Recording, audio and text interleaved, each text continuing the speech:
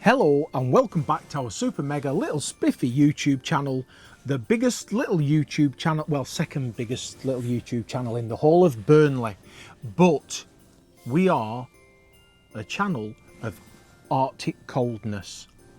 Because tomorrow we are setting off on our autumn trip to Finland, where we're going to be spending 12 weeks, 10 of which will actually hopefully be in Finland itself. Now, as you know, I love being cold and freezing. Not. So when I agreed to go to Finland for our trip, it was due to a mishearing. I thought we said England. Well, that's not going to be much warmer, because at the moment it is warmer in Lapland than it is here in Maryport. So we are doing our last minute goodbyes to family and little baby grandbaby, and we are literally now ready to set off first thing in the morning. So we've been to Finland 3 times already. First when our kids were tiny and we went for one day to see Father Christmas. The second time was when we took a gap year when the kids were a little bit older, and we stayed about 2 weeks in Finland. And then 2 years ago we went on a big Lapland trip with our friends Pauline and Steve and spent 6 weeks above the Arctic Circle, but only 2 nights in Finland. So this time we want to go back and see Finland properly. See its lakes, its forests, explore its culture and history, and maybe try some Finnish cultural traditions. So in this little vlog, we are going to tell you what we've had to do as far as preparing the van, preparing the dog, choosing a route, and actually why we're actually going back anyway.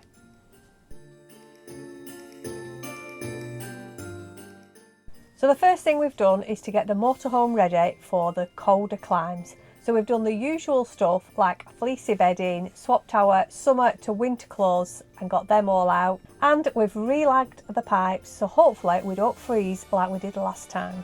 I've had to dig out my thermal pyjamas. That's how cold it might get. But the biggest thing we've had to do this time is another upgrade. Yes, we've installed a diesel heater specifically for this trip. And that's because there is no LPG refillable at the pump, whatever you want to call it, in Finland. There's only one place in the very south. And of course, our onboard LPG will not last the entirety of the trip. So I've done some mental maths and worked out that if we don't use LPG for heating, so we purely run the fridge when we're off grid and hot water, we've got about 28 nights or days of LPG, which should be enough to get us up the length of Finland, where we can maybe bob into Sweden. There's a couple of places in Sweden just over the border, refill before we then return back down Finland. So therefore, diesel will heat our van. And to keep our LPG to a minimum for cooking, we've invested in a hot plate and we've been given a very small air fryer so that our cooking can be done using electric hookup or our own electric power. You have now got 2 more ways to provide me with mediocre food. You can always cook yourself, love. We could of course have just removed the gas low bottles that we've got and then waited till we were in Finland and bought local gas cylinders and done the exchange, but it would have been messy, it would have been expensive, and the diesel heater will save us money from now on and just be more convenient anyway, as LPG becomes more difficult to get hold of. We have also had to make sure that our tyres are legal for the Nordics. So I've put a fresh set of tyres on. The old ones hadn't fully run out and they were getting low. This trip might end up being 7,000 miles. It could even be more. So I wasn't convinced that the front tyres would last that long. Plus, I like going with a big old fresh set of rubber. So that's what we've done. So if you don't know, if you're new, the last time we went Nordic, we went to Nordkapp. It was very icy, very snowy, very wet, very changeable.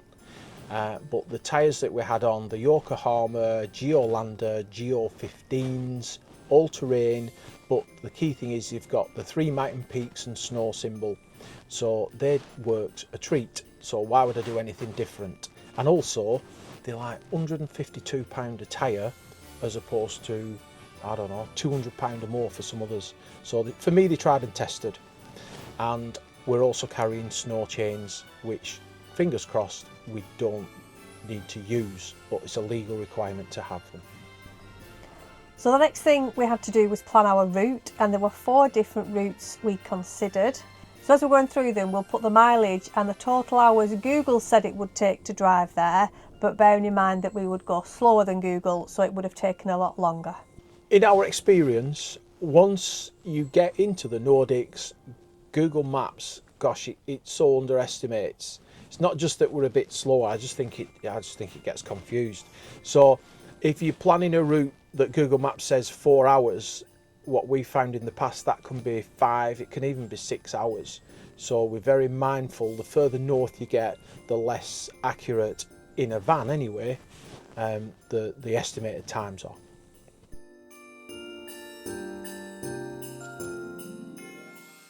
The first route we considered meant driving all the way to Tallinn in Estonia, getting the ferry across to Helsinki, and then continuing up into Finland for our first activity. Now that would have been a total of 1,916 miles, 32.5 hours driving and a ferry.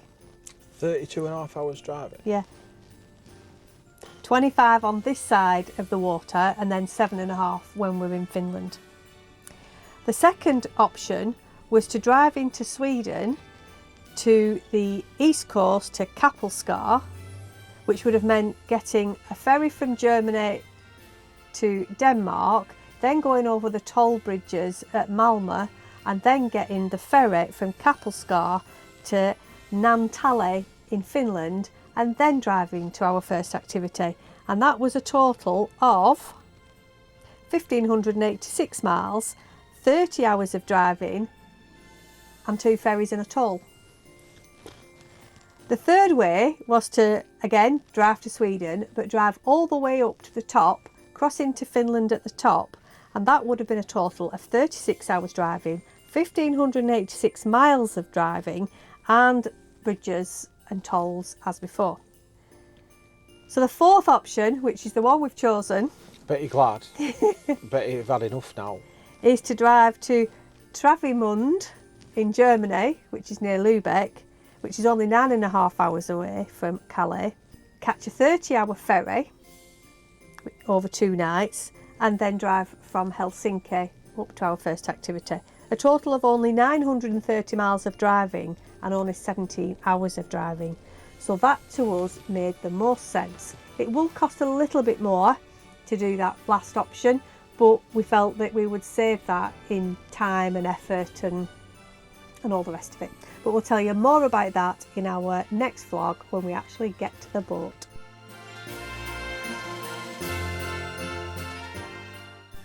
Getting Buddy ready for Arctic adventures is the same as getting him ready for everywhere else. He goes to the vets, he has his animal health certificate. Yes, we know we could go to Bruges and maybe get a European pet passport, whatever, but we haven't, and that's where we are.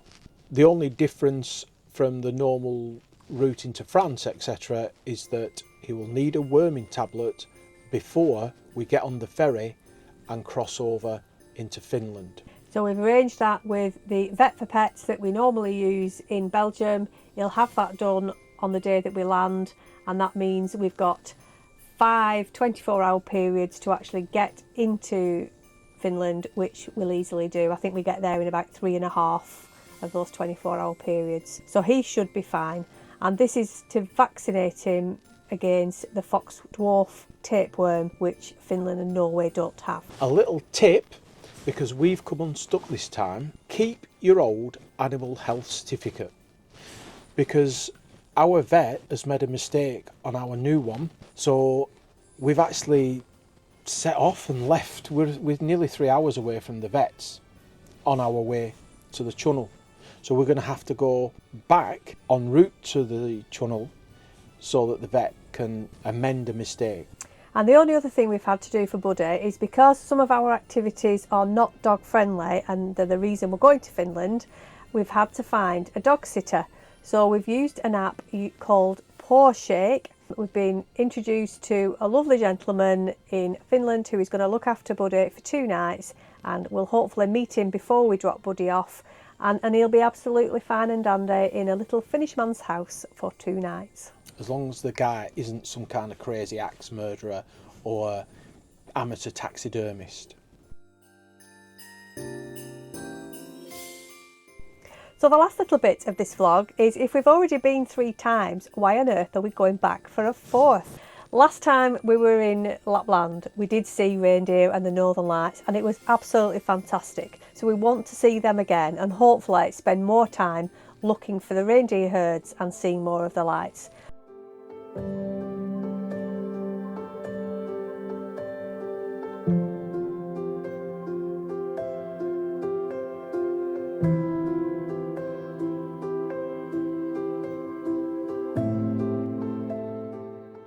What we didn't see last time out in the wild were the moose. But the one animal that's eluded us so far is... The humpback whale. No, the elusive moose. Oh yeah, the moose. And you know that we've tried to find them several times. We have tramped through the forests. This morning we are off on a moose hunt. We're still hunting the elusive moose. We've stalked, we've crept, and we have just found some massive piles of moose poo. And we had to go to a moose park in Sweden to get close to them. So we're hoping this time that if we sit in a forest for long enough, that we might just see a wild moose walking by. But also, we, as you know, love a bit of wildlife and wildlife photography and so on. And we've got an opportunity to go and see bears in the wild. And there's still quite a large amount of bears on the Finnish-Russian border, and we're going to go into a bear hide. We're going to stay overnight in the bear hide, and hopefully we'll be able to see and even photograph wild bears from basically a B&Q shed. It's what it looks like, but that's not dog friendly, hence Buddy's going to go and stop with a chap in Finland while we do that. The likelihood of seeing bears is we're just on the cusp before they hibernate, which is why we want to get there and get up to the bears, and that's the only rushing that we're going to do on this journey. Afterwards we'll slow down. The likelihood is quite significant, but there's other wildlife as well that we're less likely to see but still could. We might see wolverine, we might see wolves, and we might see lynx. But to help us do that, we're taking our 2 nature cams and our newest addition to the tech bag, our night vision binoculars. So we're going to use the van as a mobile hide and hopefully see something wandering past. But also, because last time we did go to the Nordics, into Lapland, the local people, the Samis, did sort of embrace me and count me as one of their own. So I'll be using me own tracking and baiting skills to see these animals as I've used before. And of course, on top of that, there are 7 UNESCO sites to go and see. There are 41 national parks, 5 UNESCO global geoparks, 2 biosphere reserves, and we can go and see the ruska, which obviously is the autumnal colours, and go foraging for berries and mushrooms. We're hoping to spend as much time off-grid as we can. We'll be benefiting from Finland's every man's rights for camping, which of course comes with some sensible rules about not sleeping in somebody's garden. But generally speaking, we should be able to go and find some nice quiet forest park-ups. Apparently, you're not allowed to say every man's rights anymore because it's mahogany. So you have to say, I'm sorry, you need to apologise. You'll need to say every person's rights. We will of course be using Park for Night and a new app that we found called Mataparke.com, which is specifically for Finland and has lots of park-ups on there that aren't on Park for Night. And these might be hotels that even have electric hookup or other little farms and car parks. So we'll let you know how we get on with that app. So we've got our Finnish Skittles packed, we've got the guidebooks and maps ready, and we're going to go and find out why Finland is the happiest country in the world, but also why allegedly it's the funniest country in the world too. What was that noise then? It was me going, not swearing. Oh.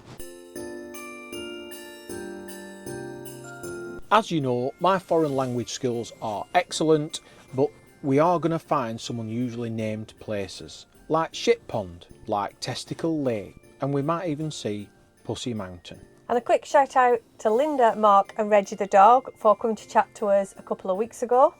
Yes, just having a little pint in a bar and up comes someone to say hello, which we love because, you know, being YouTube famous is really good. And also, now I don't know who you are, but we're on M6 driving just past Lancaster. I look up and there's a woman head and shoulders hanging out of the car waving at me.